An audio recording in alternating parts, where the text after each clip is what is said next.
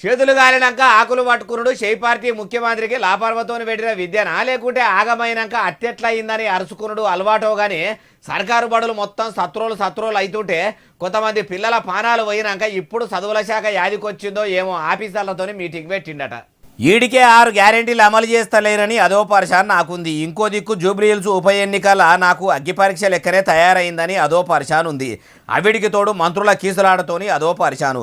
ఇన్నిగానం పరిశాన్లతోని నేనుంటే మరి నా చదువుల శాఖ ఎందుకు సత్రోలు ఉంటుందో. ఈడికే బాత్రూంలు లేక ఆడపిల్లలు బహిర్భూమికి పోవాలంటే బాధలు ఎల్లదీస్తున్నారట. స్కూళ్ళల్లో టాయిలెట్లు లేక ఇబ్బందులు ఉన్నాయట. కొన్ని దగ్గరలో చదువు చెప్పే టీచర్లే లేరని వినబడుతున్నది. ఇంకో అసలు ముచ్చట ఏంటంటే మెస్సు ఛార్జీలు పెంచినా మెనూల మార్పు తీసుకొచ్చిన హాస్టళ్లలో పెట్టే కూడు కుక్కలు కూడా తినరాకుండా అద్మానంగా వండుతున్నారట.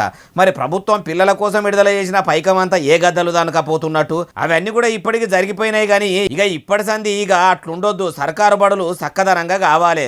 ఎంత చక్కదనం అంటే ప్రైవేటు బడులు ఎంత పర్ఫెక్ట్ గా నడుస్తున్నాయో అంత మంచిగా నడవాలి. మళ్ళీ సర్కారు చెప్పిస్తున్న చదువులు చూసి ఇప్పిస్తున్న సవలతులు చూసి ప్రైవేటు బడుల్లో ఉండే పిల్లలను వాళ్ళ తల్లిదండ్రులు ప్రభుత్వ బడిలో షరీకు చేసేంత మంచిగా తయారు కావాలని మీటింగ్లో సారి చెప్పుకొచ్చిండట.